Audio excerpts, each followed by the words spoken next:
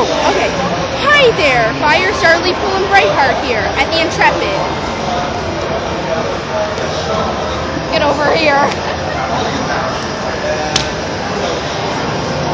Hey, Mom. Yes. I did the intro. Okay.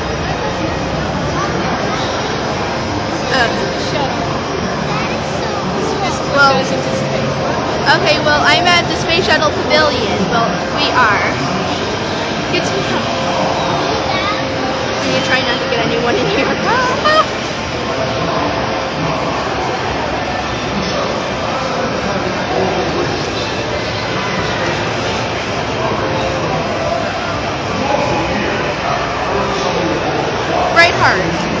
Brightheart, don't get in the middle of the video. Oh, I'm sorry. You can get a better shot. Okay, that's a pretty good idea. I'm failing at like everything. I need to get a better shot. Do not enter exit only. The entrance is over there. I don't know. That's too. Oh, great. The queue's the worst.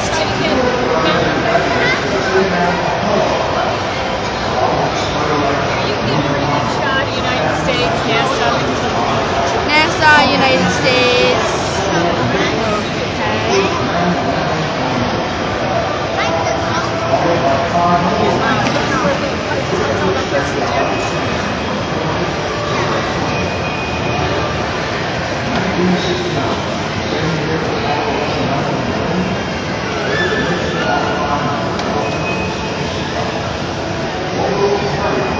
Got it?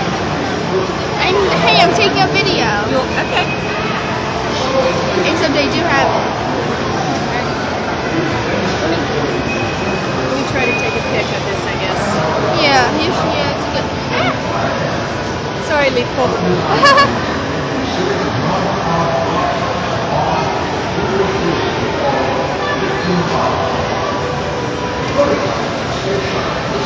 Okay, Mom. Quickly take the pic. Brightheart, quickly.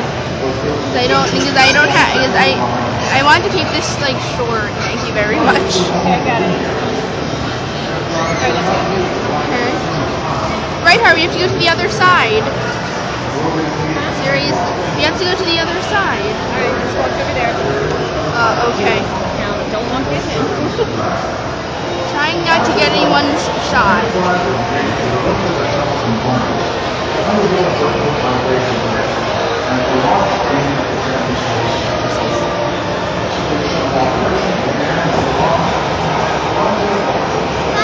These are tiles because when they re-enter orbit, it gets so hot.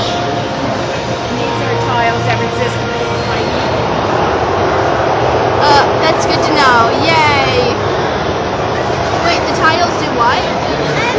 They resist extremely high temperatures because when the shuttle re-enters orbit, it gets so hot, and that's what happened with the Challenger.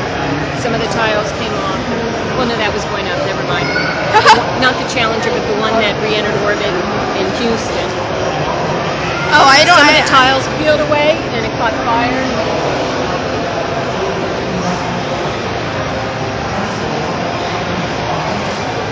I guess this is really, really interesting. Seriously, Brightheart, you just got the back of your head in the way of the camera. Want to look at souvenirs? Sure.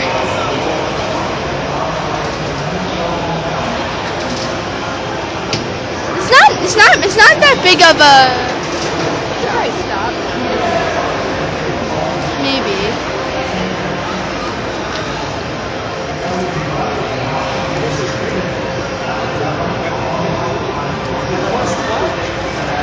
I will stop in a minute.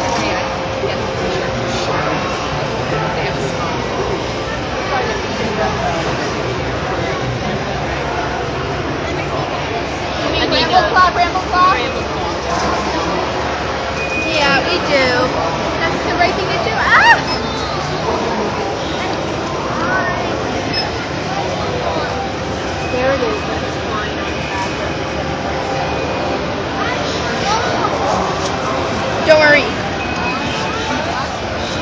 Don't worry, you're not in this. I got the shot of the box. What do you think? What do you think Brambleclaw would like? I don't know. What's that? Reinhardt, what is this? That's a pen. Candy. Oh wait, it's candy. I did not know that. Alright, let's get offline. We're not exactly in the queue, so.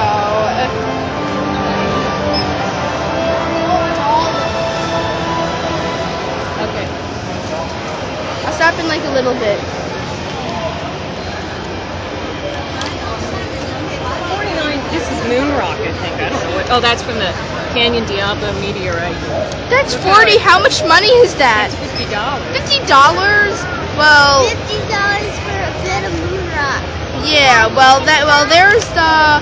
It's moon rock. Well, there's the paper. So, just pause the video. I'm gonna get the magnet. Okay.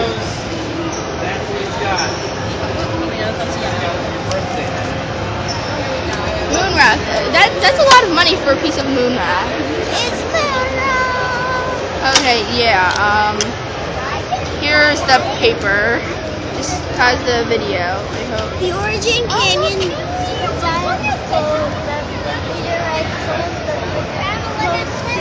And well-preserved impact site on Earth, now known as Meteor Crater. The original meteor is estimated to have had a mass of about 63,000 tons, about 80 feet in diameter. Calculations show. Where are you? Calculations show that it may have traveled at a speed of about 9 miles per second during its catastrophic descent on Earth. The resulting. You read. The resulting impact on the surface created a massive depression 560 feet deep, 4,100 feet across, and having a Circumference. circumference of over 3 miles. The impact obliterated roughly 95% of the main mass and evaporated by Vaporization. While the remaining fragments were blasted through the area. The meteorites were characterized with classic features such as thumbprinting, sharp edges, holes, and bolts. Many contain Inclusions of graphite. Occurrences of black diamond have also been found. Today, the crater is operated as a private tourist attraction by the Meteor Crater Enterprise. So, yeah, that's moon rock. Bye. came from. Yeah, bye. For today's ceremony is the Honorable Michael B. Donnelly, Secretary of the United States Air Force. He will be accompanied by General Edward A. Rice, Commander, Air Education and Training Command. The Honorable Salvatore J. Casano, the Fire Commissioner of New York City.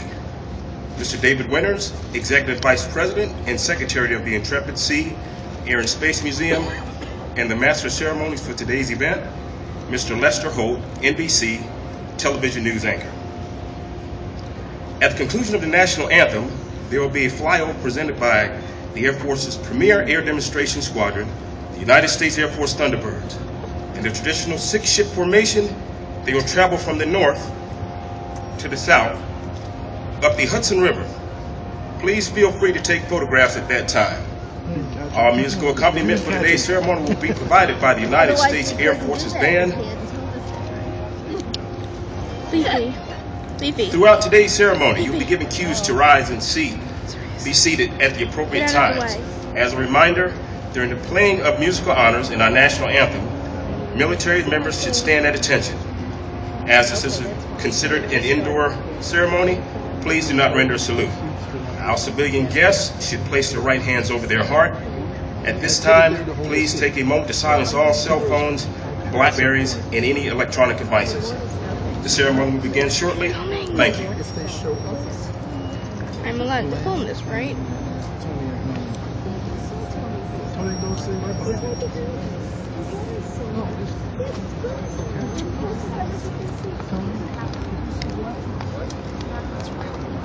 I'm allowed to film this, right?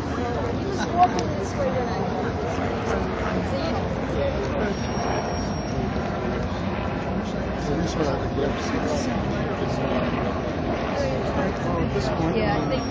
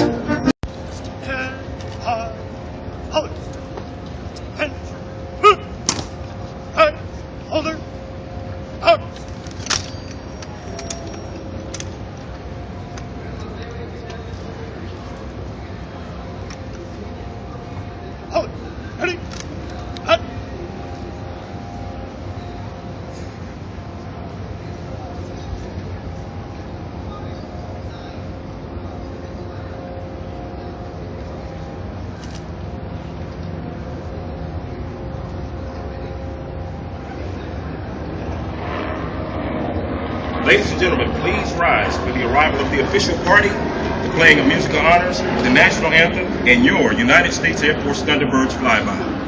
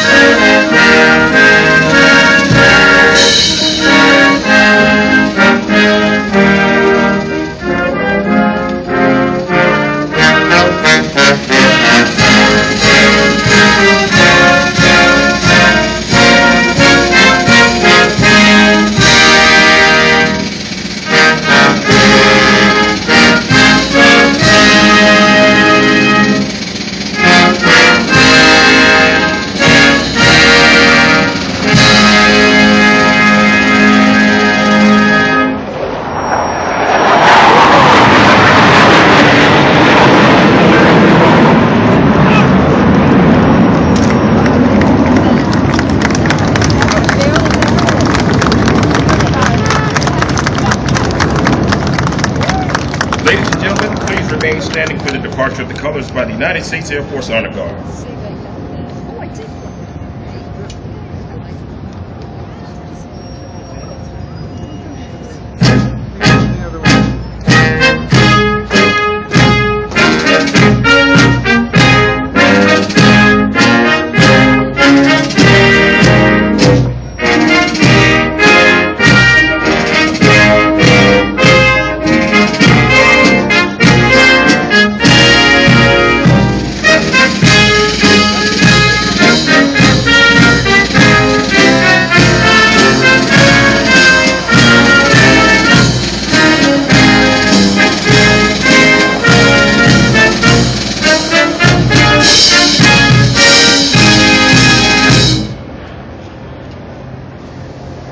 Ladies and gentlemen, please be seated.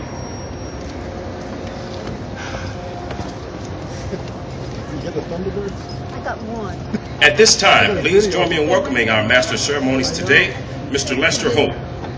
Mr. Holt, an esteemed member of the national media, got his start in the media as an on-air disc jockey at a country and western station in California before getting a break at a local news outlet here in New York City in 1980. He worked his way up through the ranks and now anchors the weekend editions of NBC's Today Show and Nightly News, as well as serves as the host of NBC Dateline. His assignments have taken him around the world, including places of conflict such as Iraq, Somalia, and Haiti. His passion for news earned him the Robert F. Kennedy Journalism Award, as well as an honorary doctorate from Pepperdine University. Ladies and gentlemen, it is my pleasure to introduce Mr. Lester Holt.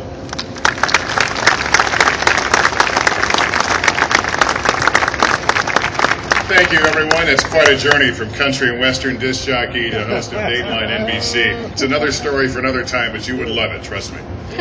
Anyway, it's my pleasure to be here and to welcome friends, distinguished guests, citizens of New York City, and airmen of the world's greatest Air Force. I am honored to be your Master of Ceremonies for this very special occasion today. At this time, I'd like to introduce you to four illustrious individuals who share the stage with me today. To my immediate left, please welcome Dr. David Winters, Executive Vice President of the Intrepid Sea, Air, and Space Museum and the President of the Fallen Heroes Fund.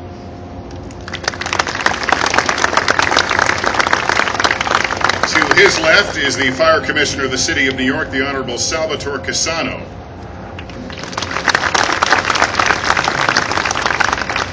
Next, please welcome General Edward Rice, the Commander of the Air Education and Training Command.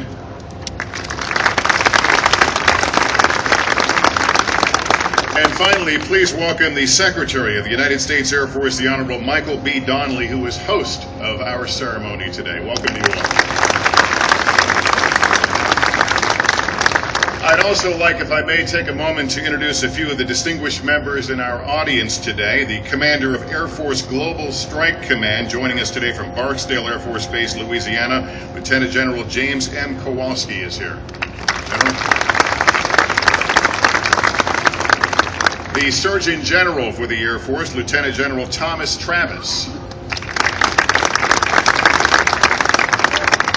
The Senior Military Advisor representing the New York City Mayor's Office of Veterans Affairs, Commissioner Terry Holliday, is here. The Police Commissioner of the City of New York, Commissioner Raymond Kelly. The Commissioner of New York City Mayor's Office of Immigrant Affairs, Commissioner Fatima Shama. We're also honored today to be joined by flag officers, both currently serving in the United States Armed Forces and retired. In addition, we have many distinguished wing commanders and command chiefs who are joining us today from various locations throughout the Air Force. We're especially honored today to be joined by so many of you citizens of New York and the metropolitan area who've traveled to take part in this year's Air Force Week here in New York. Lastly, let us not forget to recognize the myriad airmen, as well as soldiers, sailors, Marine, and Coast Guardsmen who have joined us here today as well. To all, welcome. Thank you for spending part of your Sunday afternoon here at the Intrepid Sea, Air, and Space Museum. It's great to have you all. Welcome. It is a particular privilege for me to have this honor to be with you and sharing the excitement of this week. My father was a career airman, 20 years in the Air Force, and I spent a lot of my growing up on Air Force bases, so familiar with the sacrifices and life in the armed forces. As a journalist, I've continued to cover military stories of importance, from the relief mission in Haiti after the earthquake there a few years ago, to trips to Afghanistan, where I was able to see firsthand the heroism of Pedros, the special operations PJs who would go in and rescue troops off the field. We flew back from Bagram to Germany with wounded troops aboard a air medical evacuation flight aboard a C-17. So we had so many stories that touched us, of the heroism of airmen as well as members of the other armed services, and just the pride that they serve. And let's not forget that there are folks serving there every day, even though we may not talk about them every day on the news, but they are doing an incredible job. We recognize them here as well. I'd like to invite now Dr. David Winters to offer some opening remarks.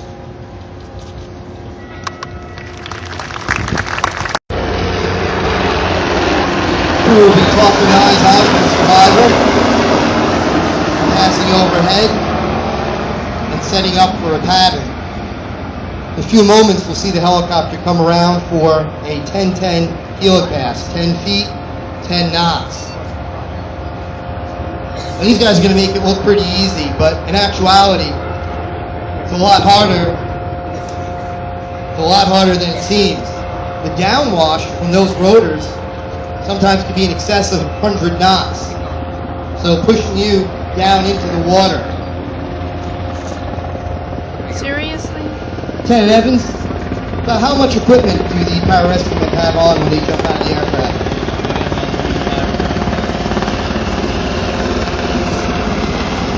So in addition to the rotor wash, they're carrying about 25 pounds of equipment apiece. That's a testament to the incredible physical stamina that's required to do this job. Now in the helicopter, there's a tremendous amount of coordination happening as well. The pilot, the co-pilot, at some point come out and see the survivor in the water. So they are trusting completely, they're relying on that flight engineer and that gunner in the back to direct the helicopter to the proper positioning. There we saw our team go out into the water, swimming towards our survivor. The helicopter is positioning itself and setting itself up for another pass. Okay, the guardian angels have gotten to the survivor. As the helicopter comes around, we're going to see one rescuer come out of the water on the hoist with our survivor, and the other 3 rescuers go up a rope ladder on the other side of the helicopter. Okay, helicopter setting up for its pattern, recovery pattern. Right now, our pararescue members are stabilizing the victim, assessing the victim, getting him ready for the hoist. HH-60 has been around in the rescue community since the mid-1980s. Made in Sikorsky Helicopter Company over in Connecticut. Range of about 500 miles, 4-man crew, pilot, co-pilot, flight engineer, and aerial gunner. One of the most important pieces of equipment on that helicopter is the rescue hoist. See that being lowered from the side of the helicopter? You may also notice the large proboscis coming out of the nose. That is for aerial refueling. It's not a weapon. It is to join up with the HC-130 tanker, giving it almost unlimited range. There's our rescue party going towards our hoist. In the water, that downwash is incredible at this point. Giving a signal, you hoist it up. This is pretty dangerous stuff. In the water, that hoist can be tangled around our rescuer and the victim. And the flight engineer has to pay considerable attention during the hoisting operation. Now you see the ladder coming down, and the other 3 members of our party will descend on the ladder. Much, much harder than it looks. That ladder is buffeting and moving around under that helicopter. Again, a testament to the incredible physical condition of our guardian angel team. The pilots at this point are relying completely on the commands of the flight engineer in the back as to where to position that helicopter.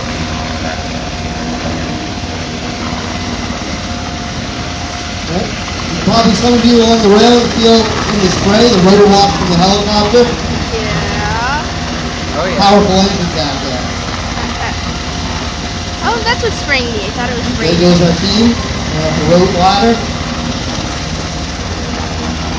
Oh, Mom. Survivors been brought inside on the hoist already. From there? Oh, I thought it was raining. Pilots at this point are trying to hold themselves stable in the hover. They can recover the crew in the ladder. Now here in the Hudson River, there's a lot of visual reference points for the pilots. Because we're out in the middle of the Atlantic Ocean, pilots will be flying using their instruments, cross-checking one another to keep that stable hover without visual references. All right. Survivor's been recovered.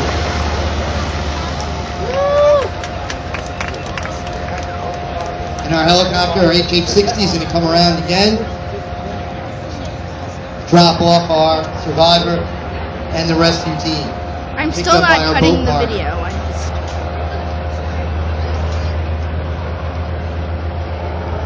Fancy a bridges.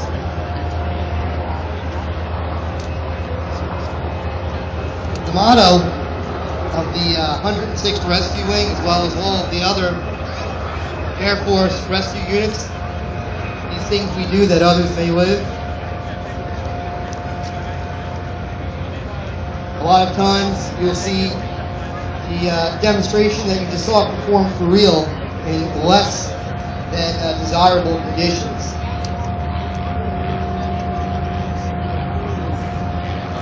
Now imagine what you just saw, waves 8 to 10 feet high, possibly some gale force winds, maybe under fire.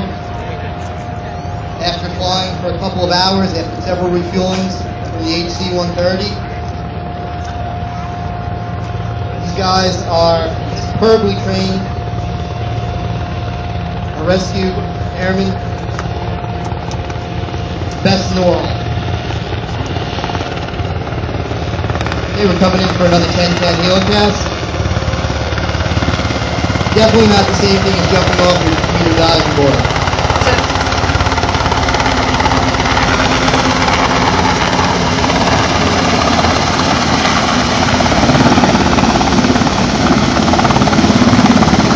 It's gotta be loud. There goes our first swimmer, second, fourth, and our final guardian angel. Let's do it for the 101st and the 103rd Rescue Squadron for the 106th Rescue Run.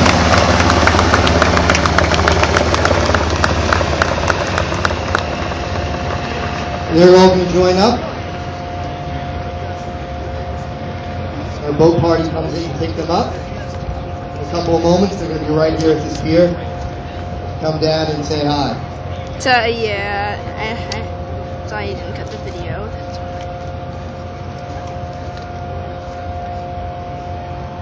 All right, thank you very much. On behalf of the 106th Rescue Wing, have a great Air Force Week, New York City.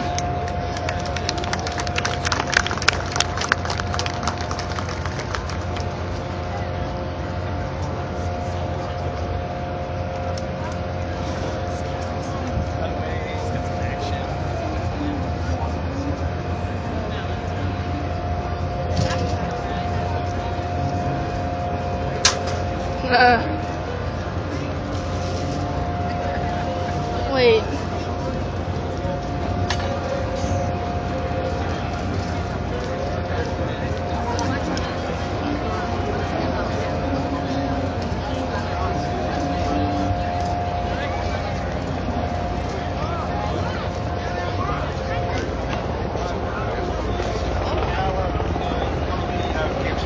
Range control NCOIC. Oh, okay. Hi. Say hi. Look, you got the flag.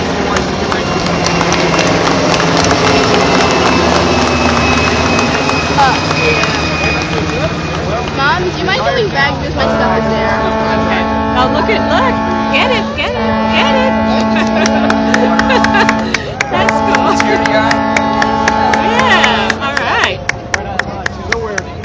I can't believe it's the That's so they can spray buildings on the side if there's a building on. It's so cool!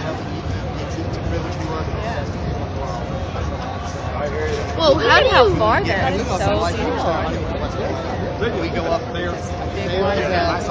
We go up about. Mom, now buy one of those for me in the store. What, I would take that? it. Yeah. Put it in the pool? Yeah. And then I take out. No, put that in a water gun for me. And then I take out my clanmates and like in 2 shots. I take out my clanmates with that. Mom, I don't trust everyone. My stuff is back there. I didn't. If my stuff gets stolen, it's your fault, and I will never forgive you. So I don't even trust you with half things. And those kind of people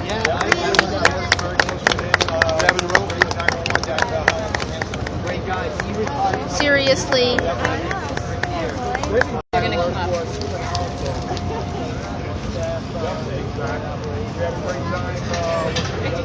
They're gonna come up, guys. Ah! Come on. Whoa! Yeah. I'm backing up. A lot of our Air Force guys feel the same way about the Army.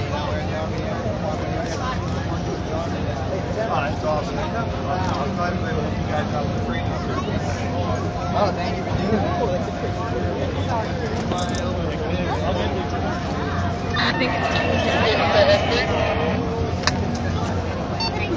Hey, Neil.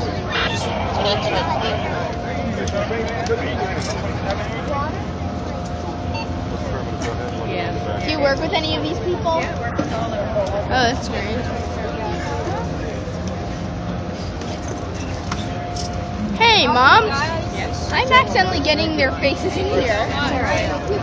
They like the faces. Way back, I have the same amount of limbs that I have my underarms. Pretty good, did it? Guys, excuse me. General Connolly wants to meet everyone. So hang out, but we can get one over to the Mom, you work with everyone?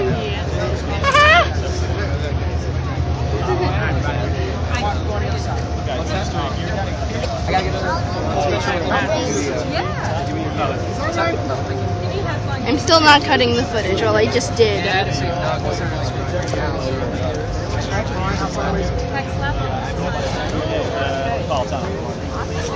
Excuse me? Yeah. Hey, Brian, how are you?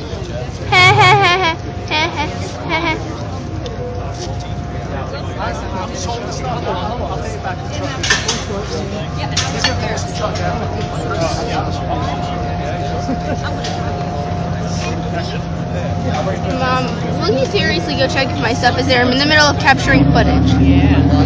Alright. No, seriously, my stuff, they could have taken my stuff. See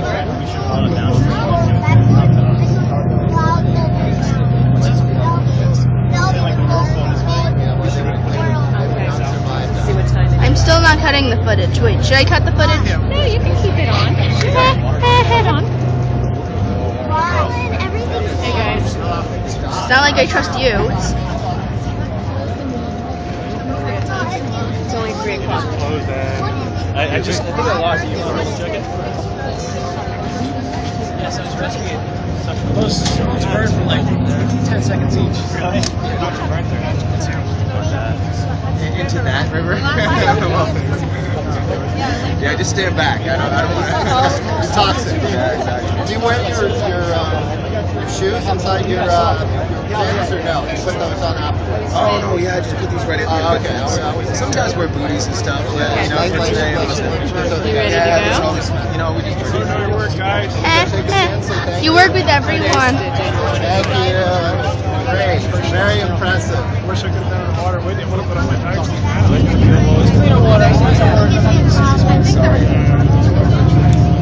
That's a great display. You got to make sure that put them out. Imagine all the time.